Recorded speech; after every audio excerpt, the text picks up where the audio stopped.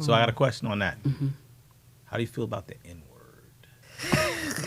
I mean, I have a complicated relationship with the N-word. I have a complicated relationship. We all do. Yeah. You know, yeah. Yeah, because, I mean,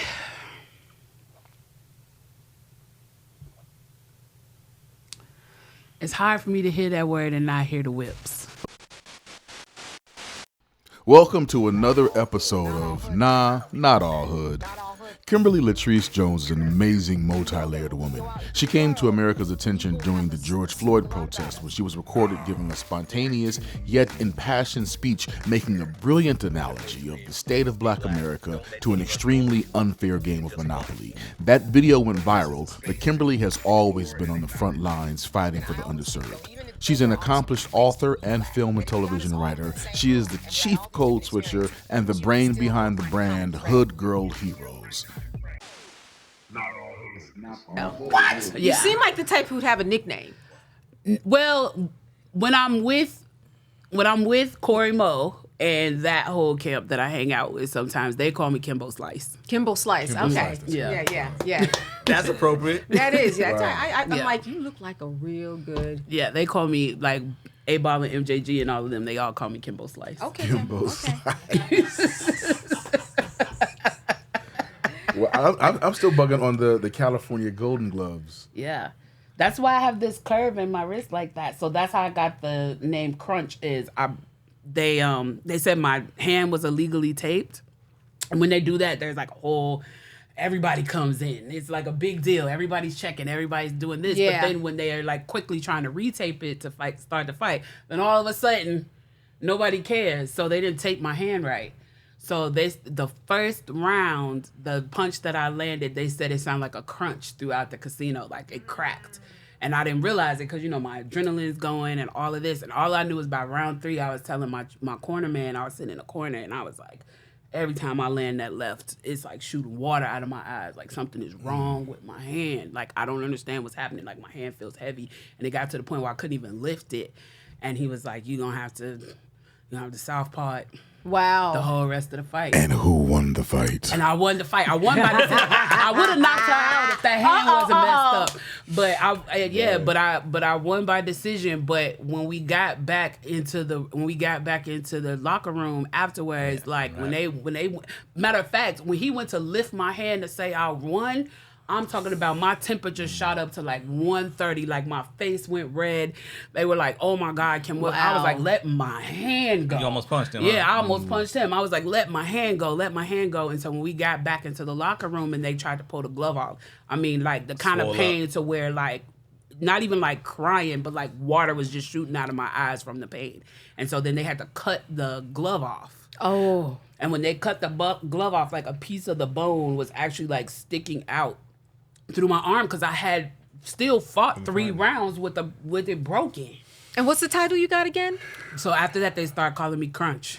And then you won in California. So you won. I won the California Golden Gloves, but that wasn't even that fight. Like I was still, when I broke my hand, I was still an amateur. I wasn't even a pro yet. I was still an amateur fighter.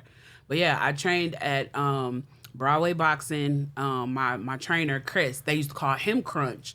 And they called him Crunch for a different reason. But then after that night, and they said that's what it sounded like, was a crunch sound, the snap that you heard when my hand broke. They started calling me Crunch. But I had a lot of fights at the Crystal Park Hotel and Casino in Compton. And the Hollywood Park Casino. Right. So I did a lot of fighting, a few fights in Vegas, and then I trained. Because then, this is the 90s, like women weren't a category in the Olympics yet. So there was no like training for that. Like people forget, like Clarissa Shields, as young as she is, she was the first person to win the Olympics. Like prior to her, there was no women fighters and there was no women's boxing in the Olympics. So the only thing that you could really like aspire to was to either get a belt or win the Golden Gloves. Yeah.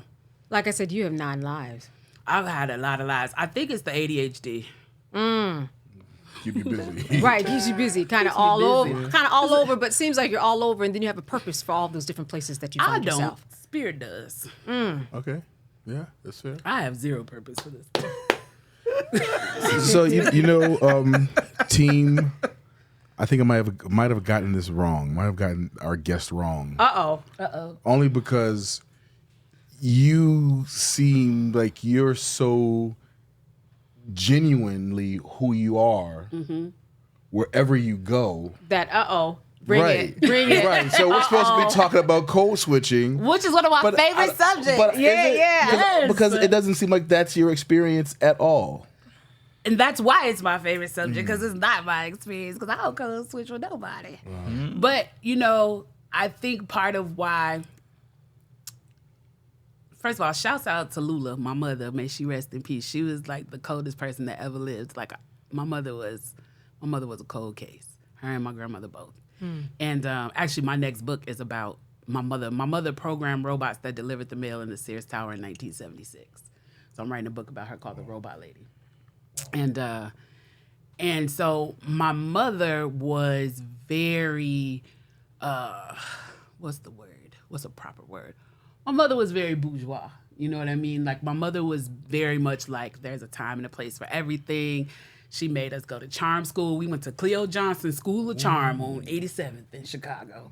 My mother was extremely, spoke the King's English, worked very hard at making sure we spoke the King's English, like would correct you with things like when you would say they instead of there and that kind of thing. She and I went to the store, right? Yes, as opposed to not her and me. Right, Are you kidding me? She would check you quick about stuff like that. And so when I think about, code switching and that my mother was so serious about, because we lived in an interesting neighborhood. So we lived on 107th and Wallace in Chicago. And so that area, Southside. We're cousins. We're cousins. We decided that the other night. All right. Oh, okay. Because where his family's house is and where my family's house is walking distance. Forget 23andMe, y'all. Yeah, we just two y'all last night. We just decided. We lived on the same. We literally lived on the same street. 107th and Wallace, and we're at 90th and Wallace. Like that close. Yeah. Oh wow. Yeah, I could have just scrolled on down. What's up, cuzzo? I see. But the area that I lived in on 107th and Wallace was an area called. It was part of Roseland, but that specific maybe 12-block radius was called Pullman because it was an area that was settled by the Pullman Porters. And so the history of that neighborhood is that Black people who lived in that neighborhood were upwardly mobile Black people that settled in that neighborhood. So you had people who were doctors, who were, were plumbers who owned their own businesses, teachers, people like my mom who had corporate jobs, that kind of thing was what the area. But the interesting part for me growing up in Pullman was that even though Pullman was clearly middle to upper middle class Black families, man, we were boxed in by extreme poverty and crime. Like you walked 8 blocks in any direction and it was gang infested, especially talking about when I'm growing up in the 80s and 90s, it was the height of the crack era, extreme violence. Our gangs were severely organized and active at that time. So it's even though I lived in my little safe cove, my cousins, my friends that I was growing up with, that I was going to school with, all of this, they were living in extreme poverty. And of course, the allure of that lifestyle at that time, me and my sisters was constantly on the wrong side of the tracks. Right. That's where all the boys that we liked live. Enticing, right? I like this little boy in Jack and Jill, but I prefer that one that's standing over there outside. And so I was exposed to both sides of that life, even though my mother was diligently trying to make sure that we were educated. My mother was sending us to after school programs at DuSable Museum, and we were going to theater classes at the ETA. And matter of fact, me and Kel Mitchell went to acting class together at the ETA. Wow. Yeah, Runako Jahi, shout out to Mr. Jahi, was our teacher. And because I remember when Kel made it on Keenan and Kel, we were all like, ah! But that whole little cove, it was like a mix of people. When you think about the way we were growing up, we were exposed to both sides. Kanye, all of us, you know what I'm saying? In that same little area, getting exposed to both extreme art and extreme poverty simultaneously. And so I learned both sides of the language, the proper English that, the King's English that my mother wanted me to learn, but I also was extremely fascinated with the way the kids around me were changing the etymology of the American language daily. Yeah. And it's fascinating because they look like you. You know that you have some of the same experiences when you go out in the world, but then you get to a point where you're like, But we do speak differently. My mom was an English teacher.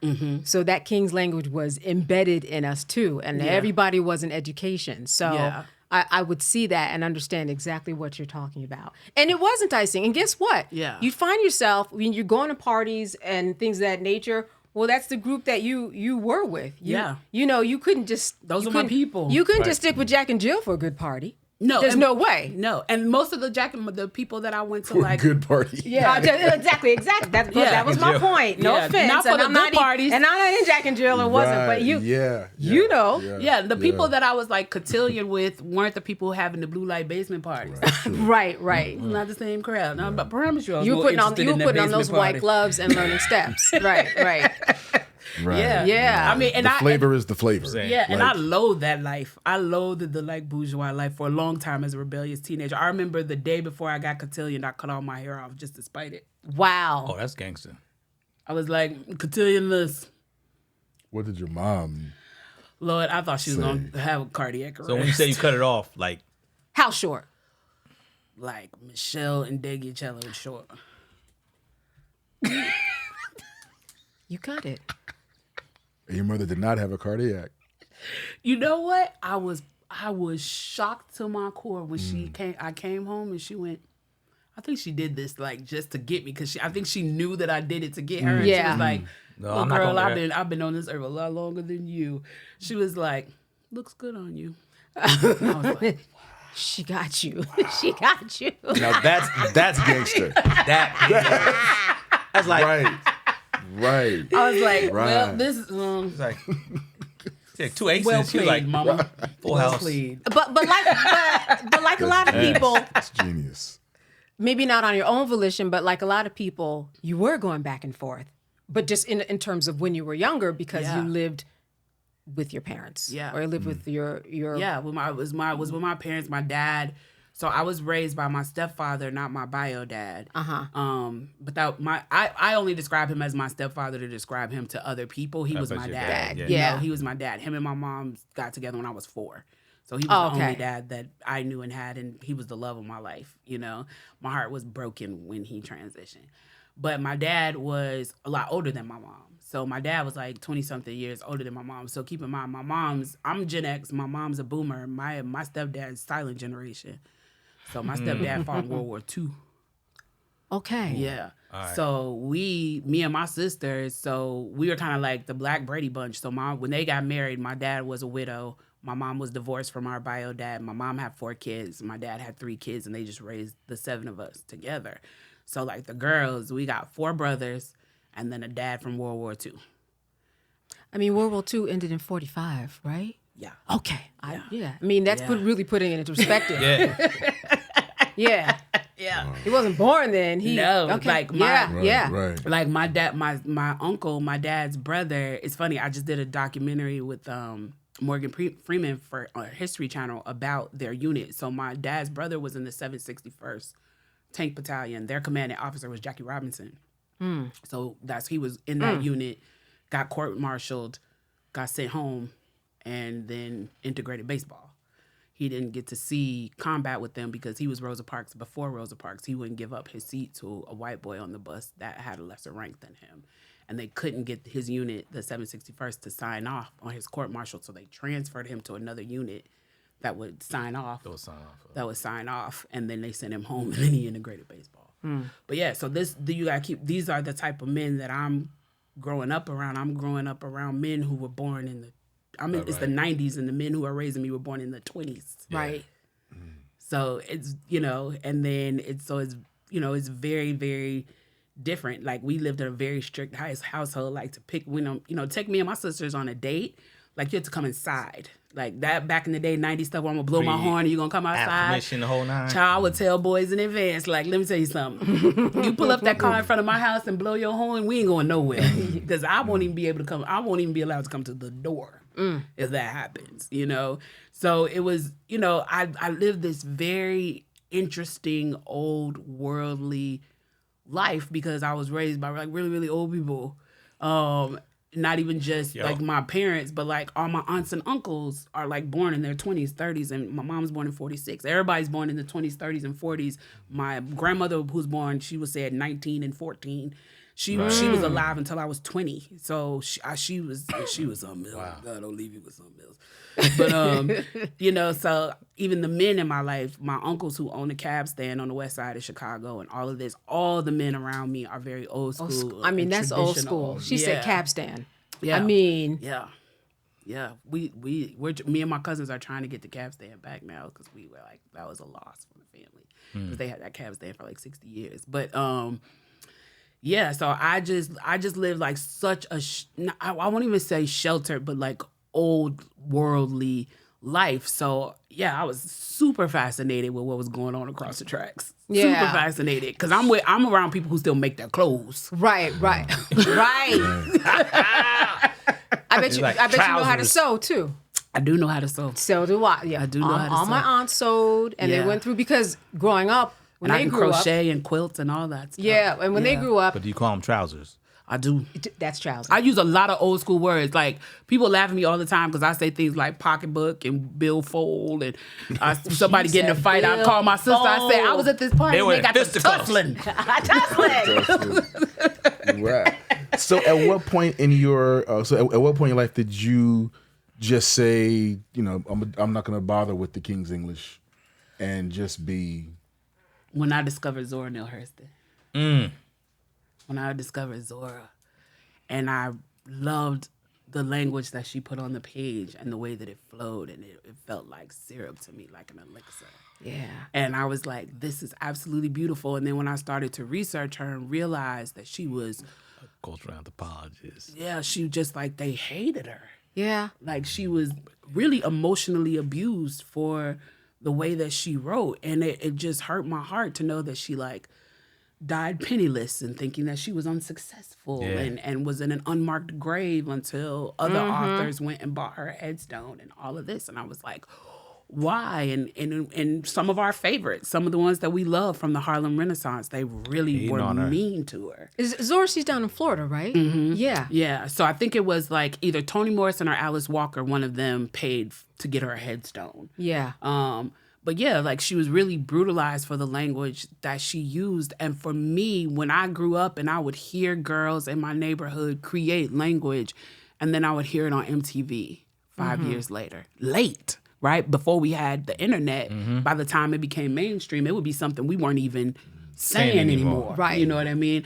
And I would hear it late, and I watched how, as these like magnificent hood peacocks was creating this language, we told them that it was remedial, and then it became cultural, and then it became bankable. And that bothered me. And then it became pop. Yeah, then it becomes pop. Yeah. And it's like, but even like now when you think about like nail art, how now this is part of pop culture, but when girls were wearing it, it was ghetto, it was trash, it was this, it was that. And it was just like everything that we create at the onset of our creation is demonized, and then it becomes popularized, and then it becomes monetized, but not by us. And I just didn't like that. I didn't like that. And, now we find ourselves still in a situation. I mean, it happened more in the 80s. I was looking at your hair earlier, and I said, what are we're growing out those sister locks. They say that with a black woman and their hair, you could just tell the story, right? Yeah, So there's always a big story behind there it. Is. So if I saw you in high school before the cotillion, I'd have known there was a story. Like there was some havoc and chaos going on in your house. For sure. Yeah, but so I look at your hair now, I said, oh, she's growing out her sister locks. Now, some people may not even understand that language who are not like us. Like we understand that process. Yeah. But that is something that I know black women and black men, deal with all the time. How do I negotiate my hair? Because I know that it's something that people will fear because they do not know it. And that happened to me a lot. But I'm not sure if that happened to you, and I'm trying to figure it out along your journey. Yeah, I listen. I am a stark follower of certain people who influence me, especially on my social justice journey. And of course, growing up in Chicago, Fred Hampton is, D. Fred Hampton. And I always love how the Panthers were very specific about everything that they did down to the fashions. Yes. They wore certain clothes as rebellion. They wore their hair as a form of rebellion. They had an in-house artist who made, was like what we would call a graphic designer now. They had in-house writers. You're starting the food program that now the school system has mimicked, like just how specific they were about everything. And I'm like, everything that we, especially us, unfortunately, in this country, like everything about us is a statement. Yeah. And so I always think about, like, instead of being burdened by that, I'd rather use it as a tool. Mm-hmm. Like, okay, I could see this as a burden, that everything that I say, that I do, that I wear, how I wear my hair, what I, what kind of car I choose to drive, like all of that can potentially be weaponized against me. It's like, it's chess, not checkers. So how do I want to play it? That's how I take back my power. It's like, I won't wait for you to make determinations for me. I will use these tools as I move against you. Mm-hmm. Mm-hmm. And you also seem to, a lot of times code switching is about, getting a job, and because we're in the culture that it's about creating workers and not creating entrepreneurs. Mm-hmm. So the code switching, as you're going through these, the system, if you will, mm-hmm. As you're going through that system, and there's code switching you have to do to move through that system, you seem to, when you're not worried about what that traditional system is, mm-hmm. and you're living for yourself and finding alternate ways of being, mm-hmm. it also gives you a certain autonomy, mm-hmm. right? So you don't have to code switch because your path is not aligned what the path is of what we're all conditioned. Yeah, like going to school, and this is you go to a good school, you go to a good junior high school, so you mm-hmm. go to a good high school, go to a good college, so you can go out into the workforce. Yeah. Right, right. Which requires, okay, in order to to go down this path, I've got to play the part, I've got to look the part. Mm-hmm. Yeah. As opposed to, this is not a kind of society that teaches entrepreneurship and individualism. Yeah. They don't do it. Especially for us. I'm like, we're not all the same. No. We are not. We're not all the same. We have not all have the same experiences. And some of us could have grown up in the exact same neighborhoods and had two different experiences. Like, one of my favorite shows on Netflix is a teeny bop show, and I love it. It's called On My Block. Have you ever seen that show? I've watched a little bit of it. Yeah, it's On My Block, and it's set kids. It's some young high school kids. Yeah. Set in the middle of the hood in Los Angeles. Mm-hmm. But it's still on? It's ended now. Okay, but I used to watch the first two seasons. Yeah, I remember that. And it's like 4 hood kids who are all nerds. Yeah. And it's like, because guess what? It's nerds in the hood. It's a dude right now in the middle of Compton, in the middle of the south side of Chicago, somewhere in the Bronx, that has Dungeons and Dragons set up at his desk. Right, right. That just because he lives in the projects doesn't mean anything about his choice in music or literature or clothing. Like, I can't tell you, when I crossed those tracks and was in the hood in my neighborhood, I can't tell you how many guys I knew over there who were wearing Avenger shirts and could tell you everything about Spider-Man #7. Right. You know what I mean? And they were hearing the gunshots at night. And their older brother was actively in a gang and selling dope out of their mama's house. This was their actual lived experience. And they still, I know some of them now who, like, their full-time job is gaming. Right. And it's like, when I say he lives in my neighborhood, I'm not talking about on the Pullman side. I'm talking about in the trenches. I'm talking about his kitchen. His mama was the candy lady, and the back of his house was the trap. And now he's a professional gamer. I think we see all of those differences, but if you're not in the community or you don't put yourself in a position where you experience all different type of people of color, you just don't see it. So that when you go into white spaces, they just don't have a clue, and they're wondering what's going on. I remember a coworker of mine, I won't say at which job, but they tried to kind of make an entree with me with different things. So they got me, a book of sayings by Maya Angelou, and then they got me things and were trying to enter to my world that were Black. I mean, I mean, Right. I could have talked to them about anything. You know what I mean? Yeah. It didn't have to Yeah. be black. Yeah. But that was all that they knew. And so one day when this person asked me, hey, you know what? Flavor Flav. And then I You're said, like, wowza. I said, yeah. And they said, well, I saw something about him on TV. And I was, now, I knew that they were trying to connect with me. And I just act like I didn't know who Flavor Flav was. Genius. Now, then I thought about the responsibility that we often have when that happens. And I thought, oh, this person was trying to connect with me. It just was a week where so much of that was going on that I was tired. I was tired. That's not always our Job. duty, Our our job. job. We do get tired. Know what I mean? Yeah. That's how it's explained. Yeah, you get tired. But it did occur to me, well, if I'm the only person who can explain, I But had you're to not. change. What about she can Well, I find mean, some other black people to talk to. Well, no, They this got person. the same Google you got. They do, Exactly. but they asked me for a question. They asked me a question, Yeah. and I appreciated that. If I'm not going to be able to change the group of people marching in Virginia saying Jews will not replace us, maybe I could change my racist neighbor. Yeah. My liberal. Who's minimal contact with black people Is who's, you. Yeah. Whose contact with the black people Like is that's minimal. it. So yeah. So I don't mind open my door, but that day I did not know who Flavor Flav was. I gotta say. And I think that's the thing that we're learning that we didn't maybe before we started having conversations about our own mental health. Yeah. Right. Is that we're learning is that if I decide today I want to help you with that, cool. If I decide today is the day that I don't feel like it, that's cool too. My choice. It's my choice. Yeah. The intensive labor to educate you about the systems your ancestors built is not always my obligation. Thank you. And it's tiring. It's tiring, and maybe some days I don't feel like it. It's funny, me and my good friend Yanajaha, after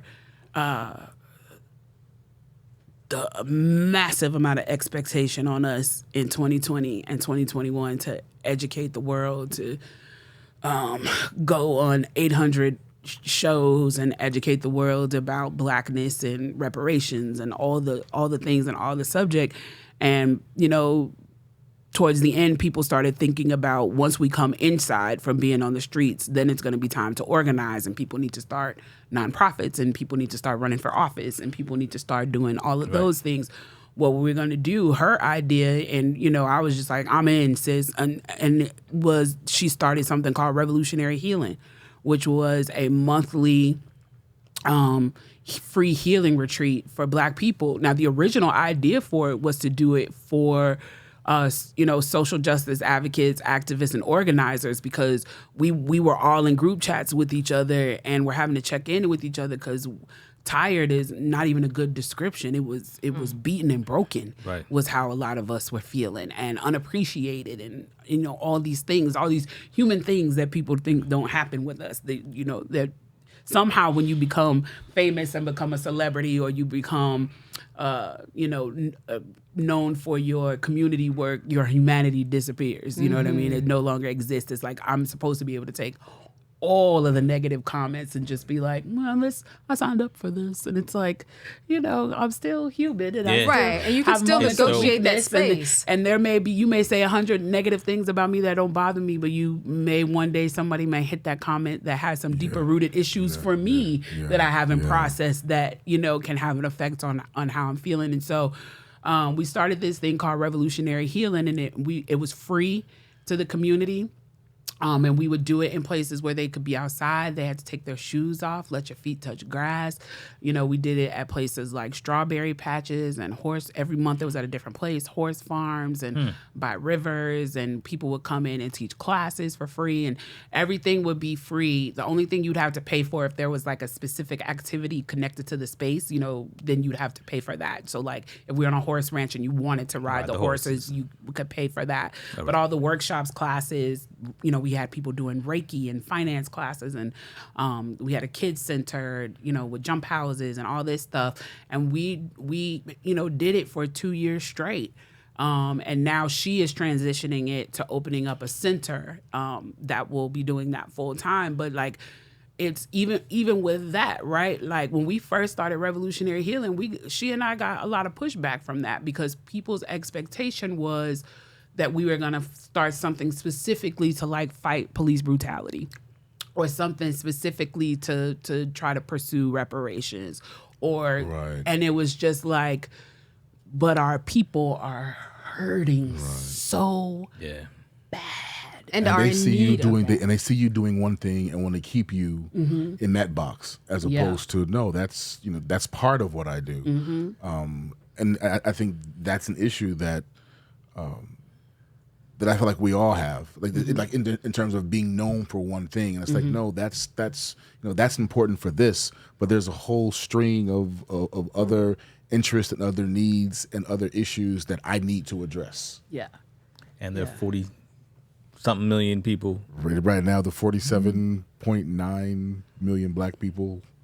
So there are 47.9 different ways to be black, right? Yeah. 47, all Millions. these different million, right? You fell short ways. of some people's expectations, but in the meantime, I bet they learned a lot about who they were in terms of the help that they needed, that mental health, wellness capacity. And it was always people who had never attended it that had an issue with it. Like, people who attended would be like, what are y'all talking about? Like, what they're doing over there is revolutionary. We got black men sitting in the men's circle expressing themselves for the first time. Like, without any, no women in that circle for the brothers who taught those classes, just a place where brothers could like sit and cry and talk to each other and just like lay out. And I remember frolic. And frolic. You want to frolic. Yes, and frolic. And there was plenty of frolicking. You want to frolic. Whole lot of frolicking going on. Yeah. Yeah, and it's like, and to get back to what we were saying about code switching, it's like, even that's why I like, one of the things that I pride myself on is not being in judgment of my people, because I know that the culture we've created here in America is exceptionally new, and we are still just trying to figure it out. Right. In the grand scheme of things, a couple hundred years is very small for a culture. That's a very short period of time for a culture to develop. And so we had our culture stripped from us, and so we have been developing this culture that we have on the stage, which nobody else had to do, right? Like, so if you think about the culture of any other nation, that culture was developed amongst each other in private, a closed practice. Nobody was watching it. Nobody was influencing it. Nobody was engaging with it. It was just we are developing this culture for the land that we're in. No one was stealing it and co-opting it. Nobody was co-opting it and stealing it and monetizing it and abusing us in the process and speaking to us about, commenting on the way we speak and making it seem like it was remedial instead of cultural. Right. Because like even now, AAE, AAVE, it's become academic now. Yeah. Right? Yeah. Ebonics. So goes within the halls of academia, and they're profiting from it. Yeah. Everybody from does. our code switching, right? And our ability to maneuver in different cultures and worlds. And that's why I don't have an issue with people who do code switch, right? Yeah. And here's why. Because unfortunately, a lot of our culture is about shielding ourselves and finding and creating a safe space for ourselves in very unsafe spaces. Surviving. So, if a sister, relaxes and speaks in her girlfriend tone when she's with her friends, and then when she walks into that office for her own protection and for her own safety, feels like she needs to code switch, it is very easy to say, well, we all have to change it if we want it to be changed. But it's just like, at this stage in my life, I'm so much more invested in protecting our hearts than our heads. Yeah. So I got a question on that. How do you feel about the N-word? I got a complicated relationship with the N-word. I had a super complicated relationship with the N-word. Well, around here, the oftentimes the replacement word is comrade.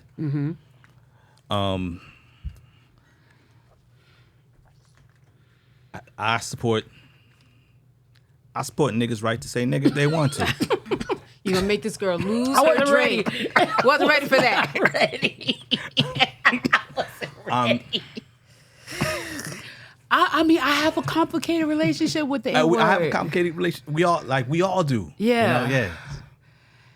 Yeah, because I mean,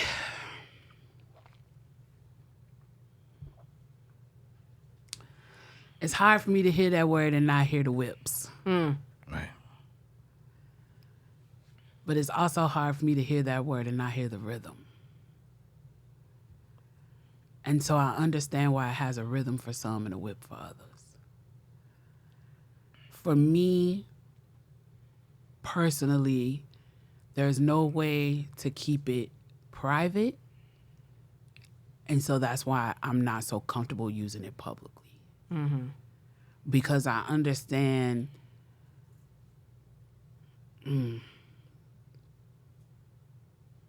it's triggering, right? So when I think about like my 80-year-old aunt, she don't hear the rhythm in that word. Right.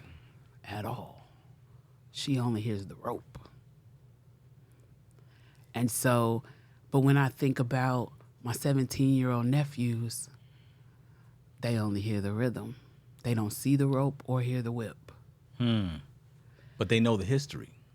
But they ain't felt it. Yeah, it's a different, But they're never. But they right. It's a different connection. But like there's a different connection. Yeah. They'll never feel the whip. You know, that You know what I reminds mean? me of I was about to say something about the whole code switching, that when I am in a situation where I'm, speaking a certain way in academia. Yeah. And then when I get on the phone with my girlfriend, I'm like, girl, hold on, girl, I just got to. I mean, there is something that I love. It's something empowering There's about it. something empowering right? about it. Girl, shut up. No, this woman's coming. Hold it. Yeah, and you go back. Yeah. And there is something very empowering about being able to do that. It's like my own little secret, private way of communicating and code switching that they just don't know anything about unless they're watching this. But we all have that. Yeah. We all have that ability to do that. Yeah. But when you really get into the rhythm and rhyme of the way that, especially I hear men too, the way you guys, you get down, you give each other dap and my brother and all these words.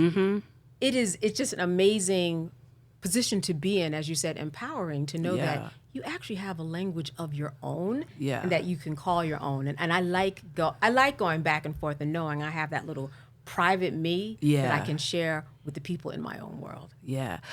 My only issue with they gonna be like, this is the old auntie coming. My only issue with hearing the N-word with the newer generation is that when I hear it now, it has proximity to accepted squalor. Whereas, unpack that. yeah. So when I hear it now with the music and the language and the way and what is being presented to our young people as exciting and things like that, it has a proximity to identifying us as a squalor community. And that squalor is our birthright when it's not. When squalor, it makes it our norm. Yeah, when squalor an is expectation. our permanent cast. Oh, thank you. Right. When it's not. And so when I hear it now, it sounds, when I hear it on the records that I hear it on now, it is a dog whistle to our proximity to being a squalor people, as opposed to when I heard it for the first time on a record as a young girl from NWA, it was a call to action. Right. A place of empowerment. It was a call to action, and it hadn't been publicly abused in a way that I understood, especially when you have a voice in the group like Ice Cube, right? So it's like when I heard NWA and Ice Cube has such a powerful use of his pen, speaking to the people who lived like him in a way that they could understand. It was so much power in that. Because really what it was the first generation saying that we have watched our ancestors and we've watched the work that they've done, but they still had to do it in a respect to you to get it accomplished. And this is the generation saying, I owe you no respect. right. Right? So that's what NWA did. That's what all of them did. But when I hear it now, It's become now it's being conflated with I am a squalor people and I celebrate that. And I don't like that. Yeah. But they also they also helped populate it, the word, to a point that it's become pop. Yeah, Right. It's like, and it should it's never like, have right. been. But because it used to be our word, it used to be our code. But we gave the code away and let everybody peep the code, and then it became the trend. It became the fad. To me, it's gotten to a point now where it's corny. Yeah, Because it's a pop word now. yeah. You said corny.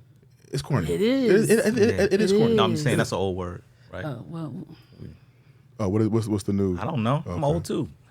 Older. Excuse me. Shamar, what's the word for corny now? Cringe. Cringe. oh yeah, Cringe. that's a more appropriate Word. Yes. Yes, because it does that. Yeah. He was like, It makes me cringe, cringe like, when I hear it. Thank you, bro. It makes me especially cringe when now. I hear Yes. it. It does. Yeah. It does. Yeah, because I'm just like, Shout out to the great Shamar. Superstar Shamar. Superstar Shamar, my fault. Shout out to my nephew, Superstar Shamar.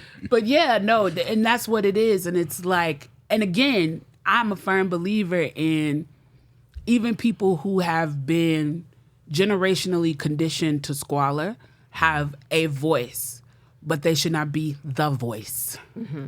You know, we all should have a voice, from the girls who are cotillions to the girls whose dad is a plumber, to the girl who, you know, has to, you know, push her baby to the Yellowstone in the stroller. Every single one of those girls are valid. Right. Every single one of those girls have purpose. Every single one of those girls contribute to the culture, to the community. And some would argue that the girl who's pushing the stroller to the Yellowstone contributes the most. You know, because all of this language and hairstyle and fashion is coming from her. That's as right. she's walking the round the way girl. The girl with extensions in her hair, bamboo earrings, at least two pair. You know, There we go. you know, listen, nothing grows from the top. Everything grows from the base. Wow, right. You know, Right. so all of that is the culture of that girl, and it's going upward, and then it's being refined. You know, when you think about, I look across at you and you're so gorgeous and poised, but 50 years ago you wouldn't have wore a hoop. It's the round the way girl that made the hoop popular. You know what I mean? You would have Right. worn a pearl or a diamond or a stud. And so we see it as it recreates itself and reinvents itself, which is why my issue is always, I don't want those girls to be seen as remedial when they're actually cultural. But my Right. issue is they are not the lone voice. They are not the That lone part too. voice. Right. Yeah. Right. Both of that. All of that. And we learn so much from our young people. If we allow ourselves. If we allow know? ourselves, we Yeah. do. And sometimes it can be a real challenge. And I know you work with, have worked with, and work with a lot of young girls, especially. Yeah.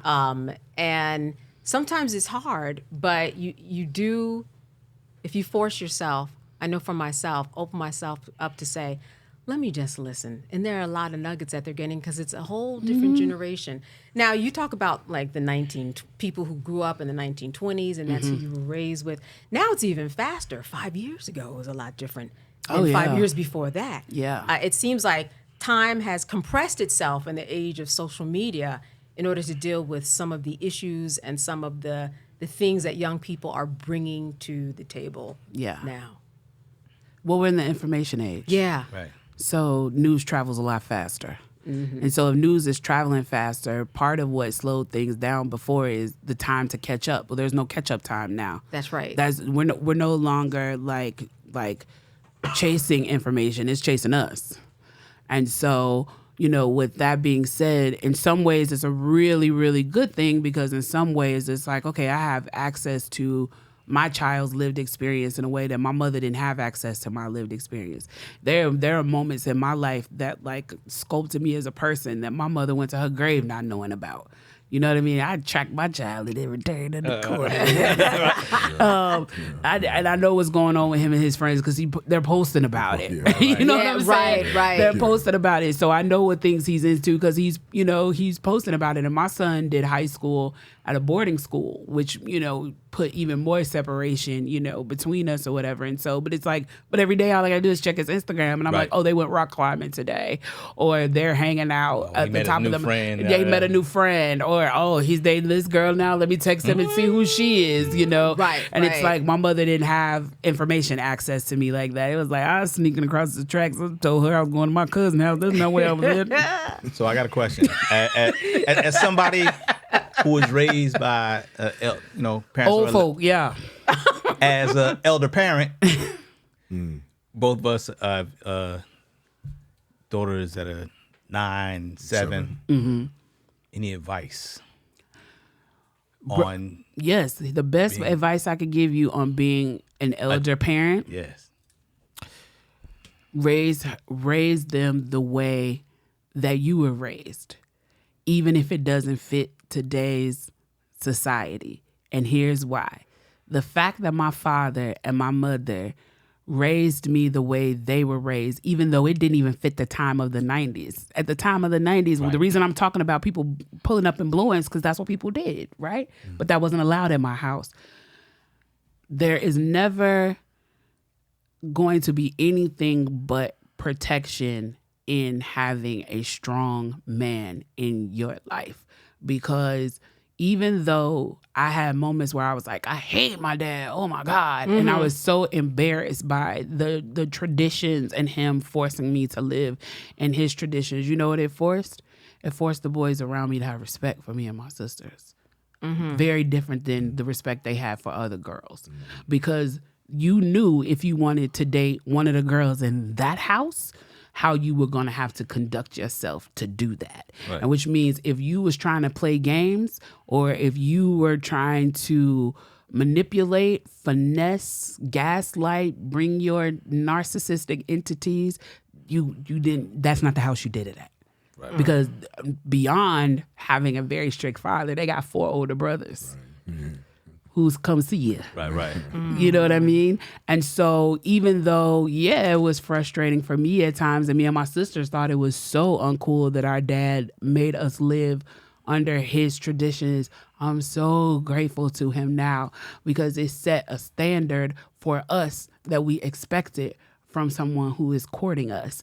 It set a standard for us from the people who approached us. And it set a standard that we've now implanted in our children. There's certain things I teach my son about how to handle young women around him because of the expectation of what my dad and my mom taught us to have the expectation. So, a lot of people create players and their sons. I hate to say this, especially women, because we dote on our sons in a way that we groom them to be the prize. And I've explained to my son in certain situations, he's 18 now, when he's dating, and I have said to him, if that's not genuinely how you feel about this person, don't participate in someone else's pain. Mm-hmm. Don't participate in that girl's pain. And let her make the decision. And be honest with her and let her make the decision. Maybe she okay with you dating her in Juni. Right. It's a different generation. Right. It's a different generation. Yeah. But honesty will keep you out. Honesty will keep you out of trouble. And also, too, like, you get no badge for harming people, beloved. Right. There's no prize coming for being a player and leaving a bunch of broken hearts in your wake. Yeah. Some of us learn that lesson late.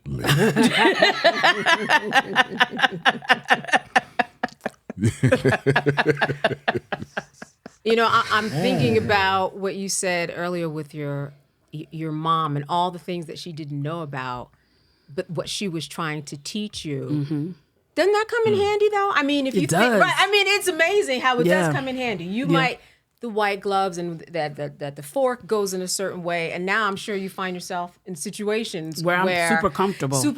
Yeah. And I'm not even sure if I would call it code switching necessarily. And then, you know what? That's just who we are at this point, because they've instilled in us different values and virtues that are just now a part of our option to use. Yeah. I'm not sure if that it's part of your tool belt. It's part of our tool belt. I'm not sure if it's code switching anymore, that our parents taught us how to speak English, the King's English, and other you know, the other ways that we talk inside of our house at Thanksgiving. Yeah. As a survival What's tool. the writer Jacqueline Woodson? She calls it the kitchen table talk. That's a kitchen table talk. She calls it Exactly. the kitchen Having table all talk. that Right. is handy. So that's the thing I was wanted to get at earlier in the and I may have phrased it the wrong way when I asked the question, or made the assumption that choosing not to code switch, or choosing not to code switch and choosing not to use the King's English is that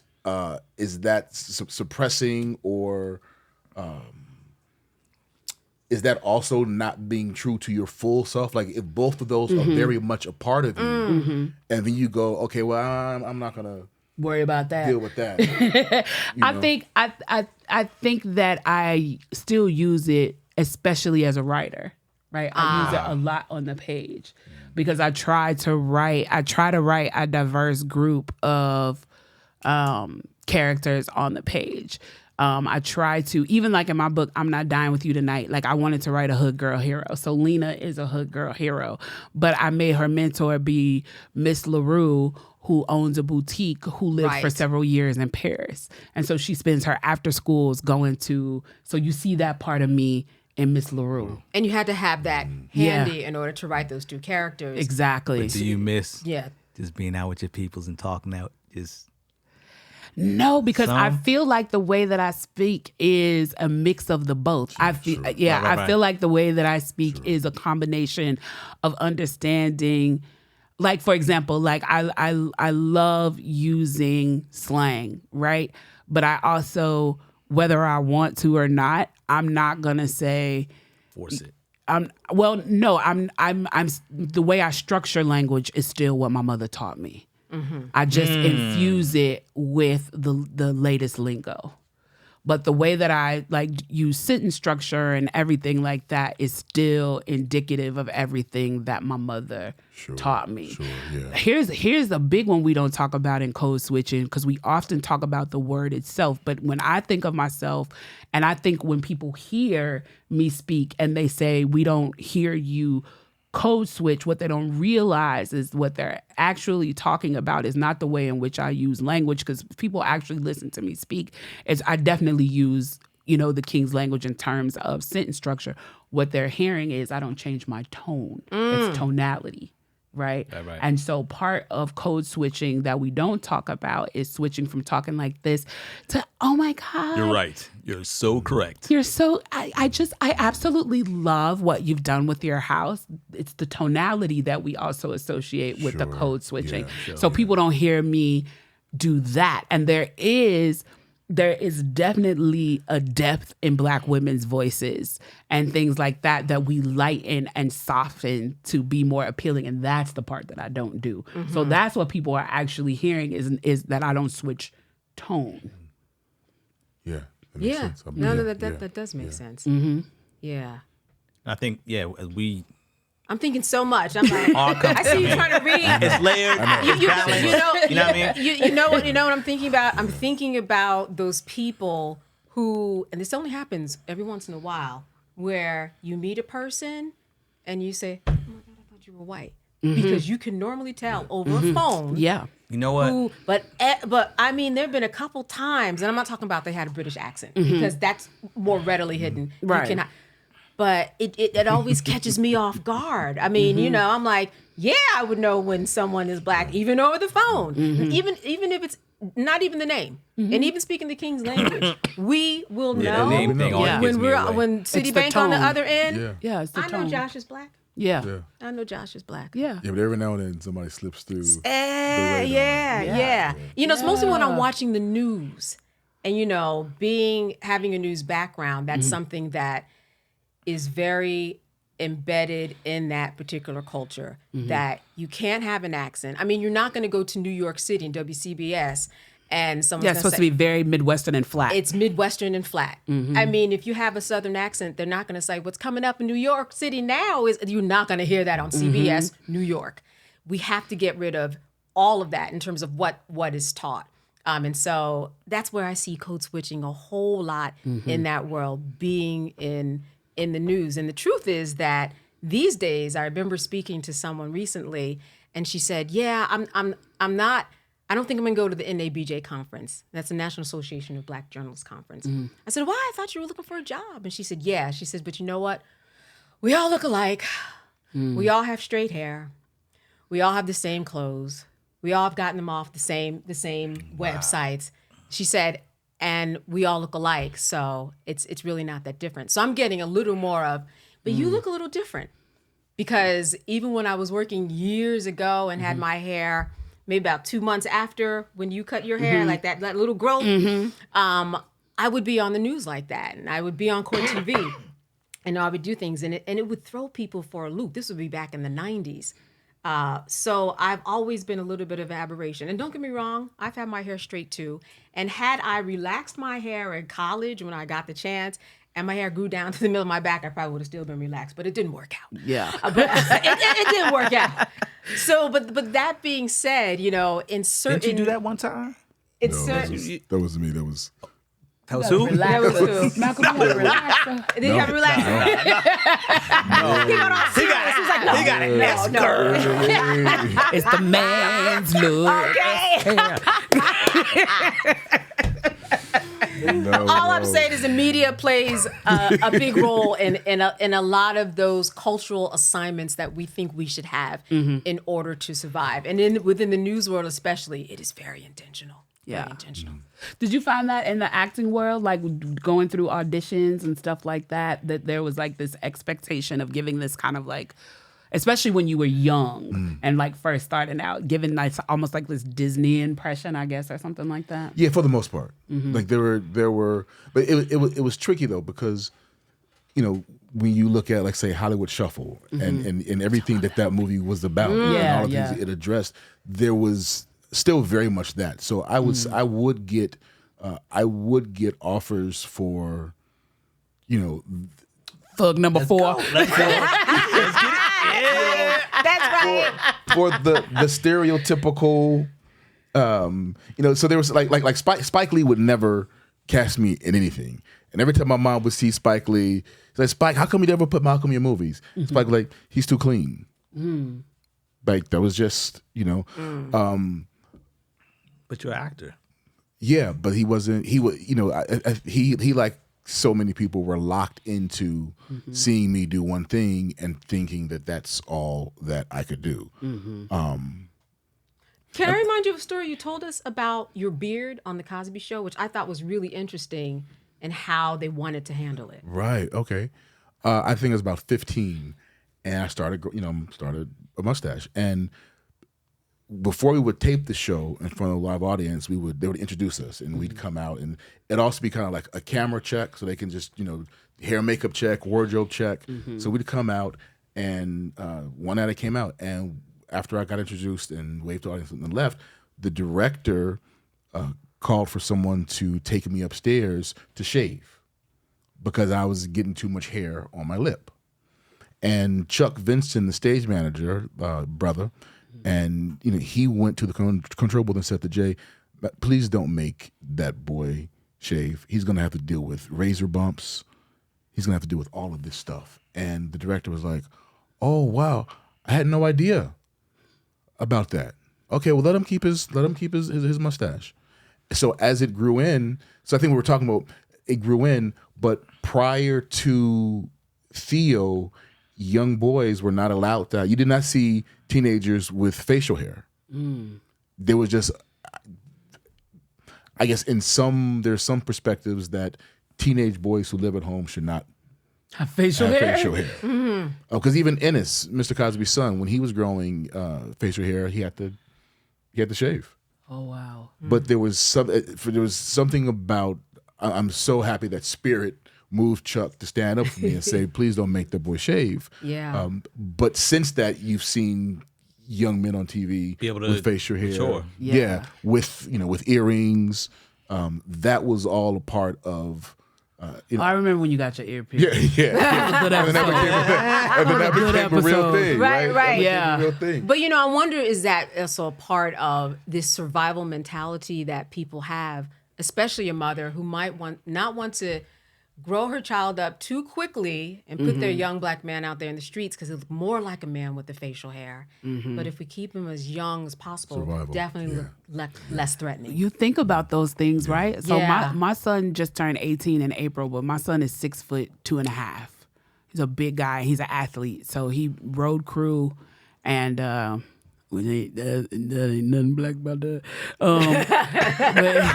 What's road crew? He's on the rowing team. Oh, rowing crew. Yeah.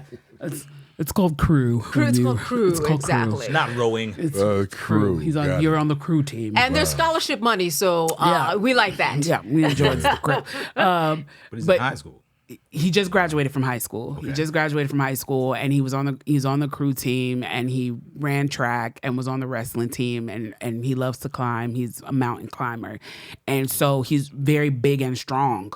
And so even though his face is a baby face, his body is that of a super grown man, bigger than some grown men. You know what I mean? Yeah. Why are you looking at me? I mean,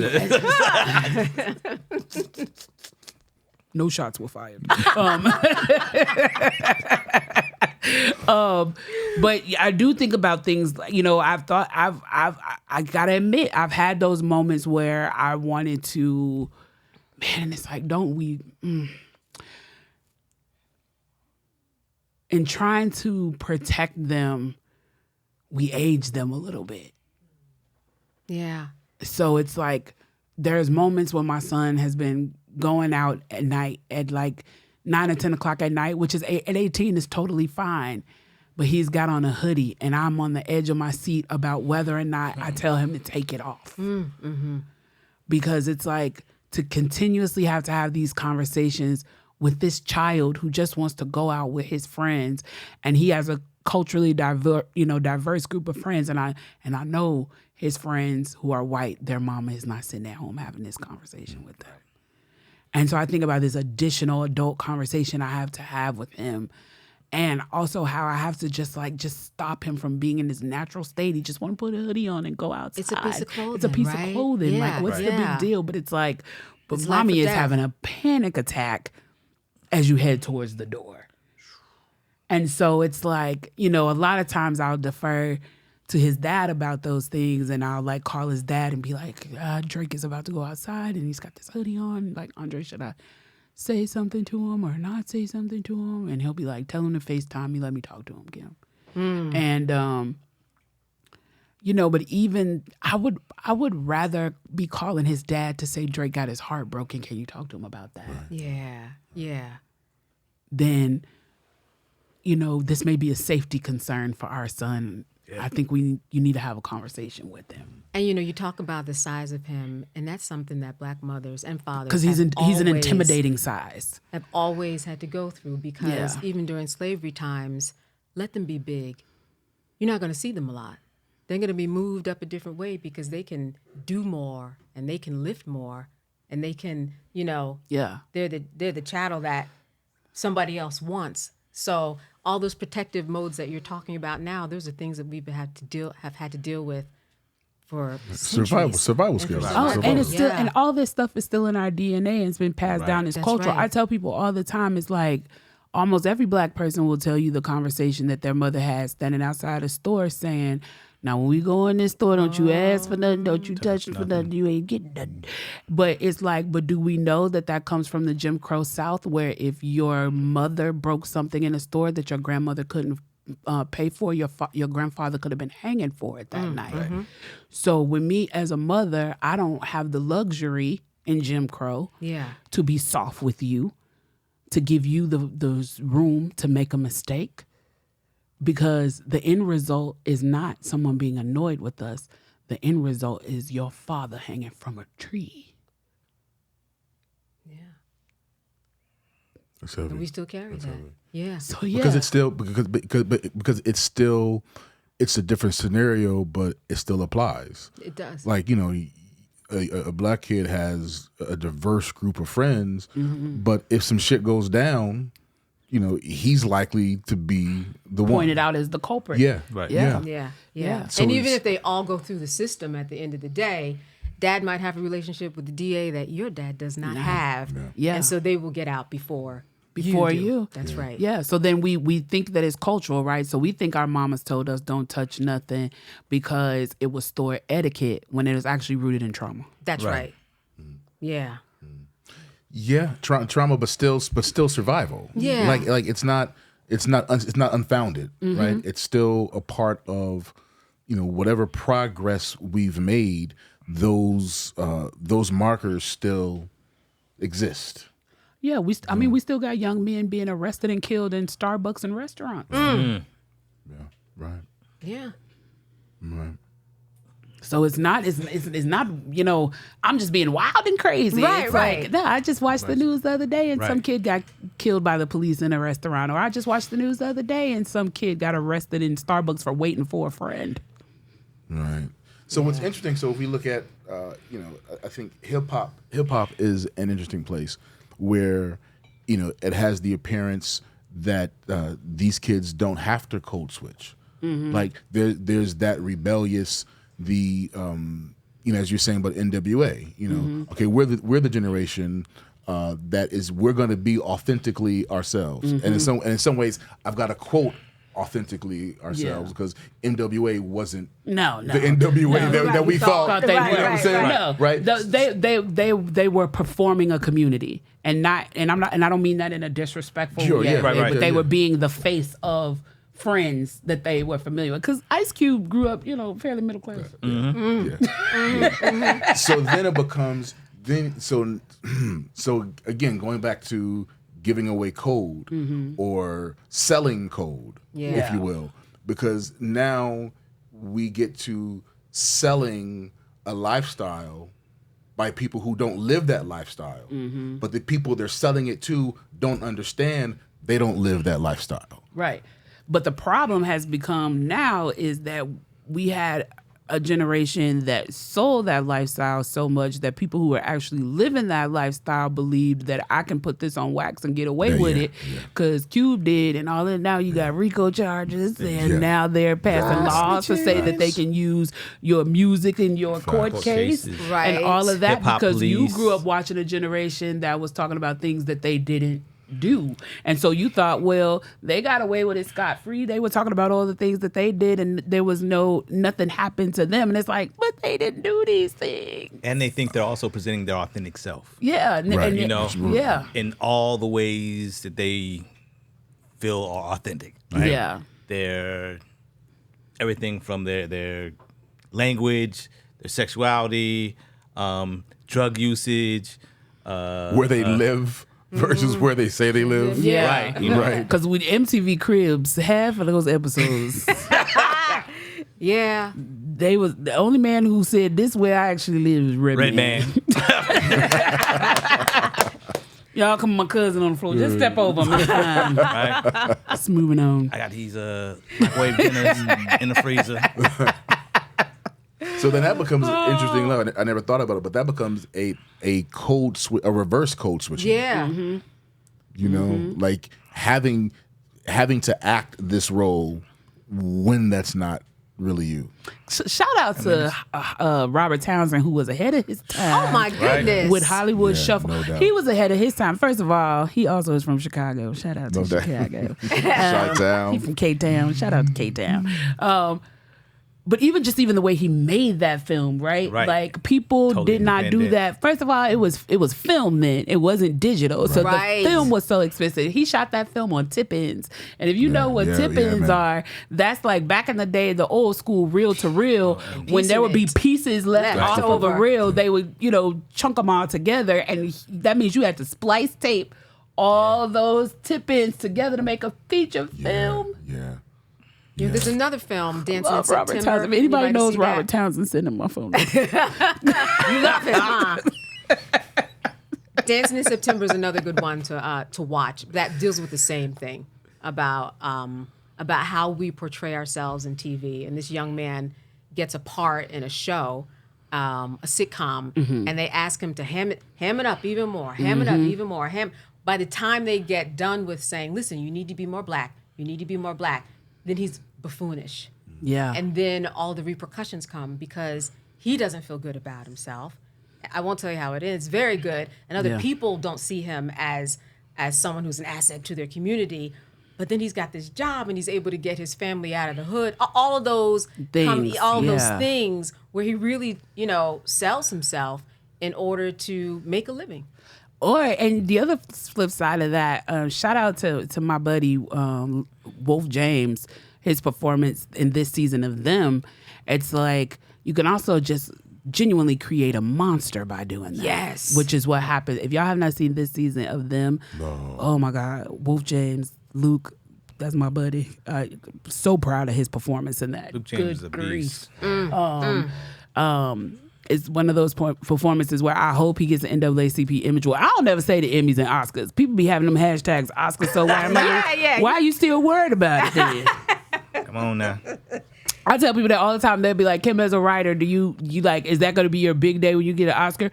No. It's going to be my big day when the NAACP Image Awards, who has nominated me and not given me none before, but there's a whole nother conversation. Make your plea. It's going to be a big day for me when I get that Image Award, because guess what? I want to be celebrated by us, for us. I'm saving my Viola Davis level snot bubble cry for that audience. I don't care if I get an Emmy as well. Yeah. The tears, the breakdown, the mama, I did this for you. I'm saving that for that Image Award stage in front of my folk. Yeah, I hear you. I hear you. I don't care about no Emmy or no Oscar, but I sure would like to stop getting nominated at the Image Awards and actually win. Hint, hint.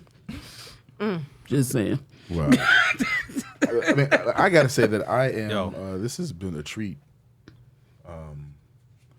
Yeah. Let me tell you something. Okay, can I have my fangirl moment? Because let me tell you something that me and my sister walk around saying to this day, all day, every day. Whenever we get like frustrated with somebody, we be like, because around here at Furniture City, because that episode where they made you took all of your stuff. Yeah. And you had to like actually work and buy all your stuff back. Oh, that is one of my favorite episodes of television of all time, because that is something my mother would have done. And we just kept watching that episode, me and my siblings being like, Lula would have did that. See Lula right now, some glasses talking about Furniture City.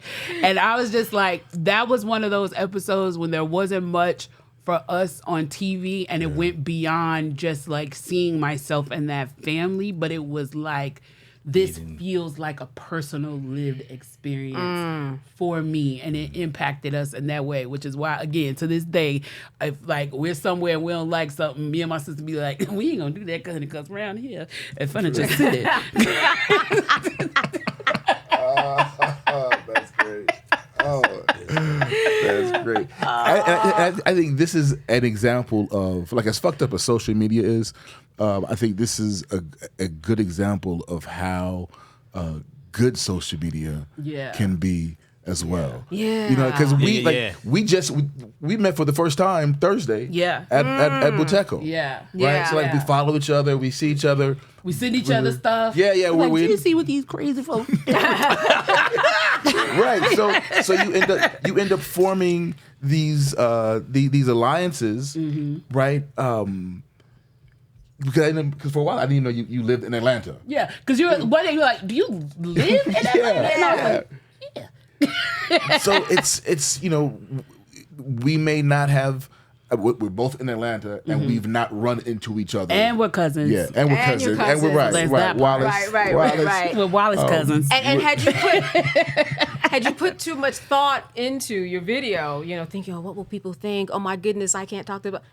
None of what ever happened. No, but here's what I will say, and I've never said this on any other podcast, so this is a Not All Hood exclusive. All right. Exclusive. Not All Hood exclusive. The first piece of that speech is not word for word, but it is a remix of an article that Reverend Willie T. Barrow from Operation Push in Chicago wrote in The Defender. And so I think about that constantly, because my 7th and 8th grade teacher, Miss Carol, shout out to Carolyn Lumpkin. She's still around and still educating children. My 7th and 8th grade, so I have a diagnosis of ADHD. I didn't get diagnosed until I was an adult because it's very difficult for them to diagnose women. Especially, I was about to say, especially girls. Well, yeah, yes. yeah. So, because like the way that it looks in girls looks very different than it looks in boys. So a lot of times girls just go through their whole academic career without a diagnosis, and they're like, only thing you see on your report card all the time is talks too much. Right? Every report card I had said talk too much. But I had this amazing teacher who taught me. She taught me in 7th and 8th grade, Miss Carolyn Lumpkin, and what she realized was that if she just let me burn some energy in class, figure out a way to let me burn like 30 minutes of energy in class, that she could get me to focus. And so how she would do that is she knew on Saturday mornings, my mom would take us to the Carter G. Woodson Library on Halsted. And they had, even then, like one of the largest African-American book collections. And so they had like picture books and all these things about different like Black people. And I would learn about, County Cullen and all these people. And so when I would get busy, become a busybody in class, she would be like, Miss Jones, do you have a lesson you want to teach today? And I would be like, well, as a matter of fact, I do. And so I would teach my class things about like Reconstruction and the Harlem Renaissance apparently, and right. The Black Panthers and Marcus Garvey and all this stuff that I would be learning at the library on Saturdays. And so as a result of that, she submitted me to be in an after-school program at the DuSable Museum, where I could learn more about Black history. But she would, when I would get antsy in class, she didn't do it every day, but days where I needed it, she would be like, Kim, take 30 minutes to teach a lesson, and then I could be focused after that. Well, she realized that I was a good orator, right? And so she put me in she asked my mother if she could put me in this oratory competition. This is why it's important that your children have more trusted adults in their life than just you.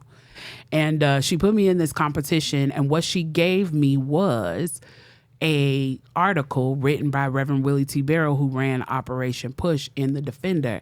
And that speech opened, we must never forget that economics is the reason the Black man was brought to America. We did not arrive on America's shores like other immigrants looking for the land of freedom. The African came to do the work that others could or would not do. We came to build the textile industry in the North and the agricultural industry in the South. And I carried that lecture from Reverend Barrow with me for 30 years until that moment on that street corner.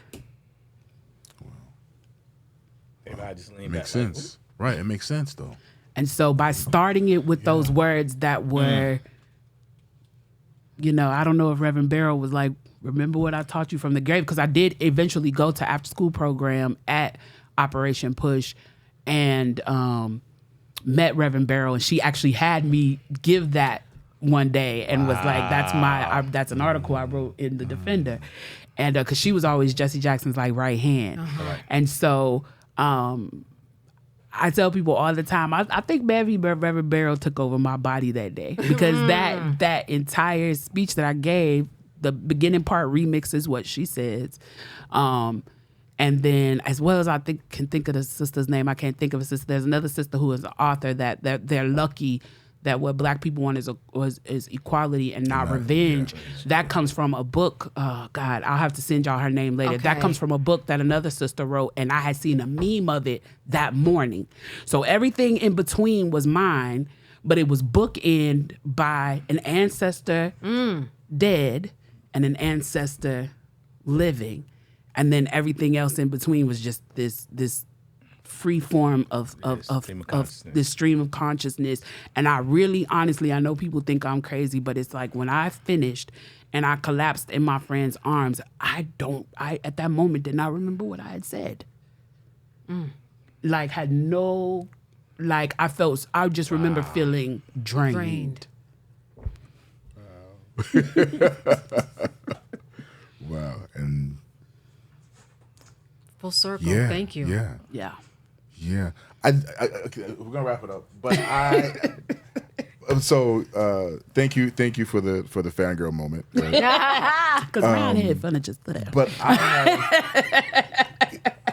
I love like reading and watching your posts and listening to you, because there are things that you say that I can't say That's my job. being without being labeled like all kinds of things. So the hip hop piece that you put out that I end up having to repost about just the challenging our MCs, challenging our uber talented MCs to do better. Yeah. You know, D1 tried to do it and he got backlash. Yeah. You know why I think people take it from me? Because I'm auntie. So you low key scared to argue with auntie. You know what I'm saying? Auntie's always Did right. you say kinda. low key? Yeah, you know how cute. Yeah. How cute. Yeah, I mean, you can't be on the gram arguing with auntie. That's not a lot of good look. D1 is a sibling. You like, shut up, little brother. Sure. It's like auntie said, and you like, I don't like it. Yeah. But Auntie said, it, so we Right, gotta right. hush it. yeah. We gotta be quiet. And I think that's what I, that would be my final call to action is to Gen X is wake up. We've been hiding in the bush. I know they didn't care about us, Gen X. I know they left us outside by ourselves. I know they had to actually make an actual commercial to say, do you know where your children are when we were children? For the people to even watch us. But our generation has been too afraid, too long, and too sleep, and many people have not been doing their jobs. Like, I just need everybody to do their job. I need you as a creative to create Not All Hood podcasts and to do wonderful performances and things like The Residents and stuff like that, to be a figure and a growing and towering figure. But you need me to say, I'm gonna challenge all the hip hop artists to say, make a record and only shout out black music, black brands. Like, that's my job. But also there's like 10 of us doing the job, and this job requires more than 10 of us. So in order for us to change the world in a way that creates better space for people who are doing y'all's job, I need some more people my age to wake up and join me in this job. Word. Wow. And that's the call to action, y'all. Wow. So I want to end it there, but Candace, I want to ask you. Yeah. Are you gonna get up from this table and be like, we did that? I'm gonna get that. I am gonna get that the hand slap. I am. Yeah. I'm gonna be like, you know what? Yeah. Yes. Everybody, some people speak, and it's inevitable that you get something, and you are one of those people. Thank you. Thank you. Thank you. I appreciate Thank you. that. You're gonna get the hand slap. You're gonna get the hand slap. That was good. Yes. That was good. I appreciate y'all. Yes. That was good.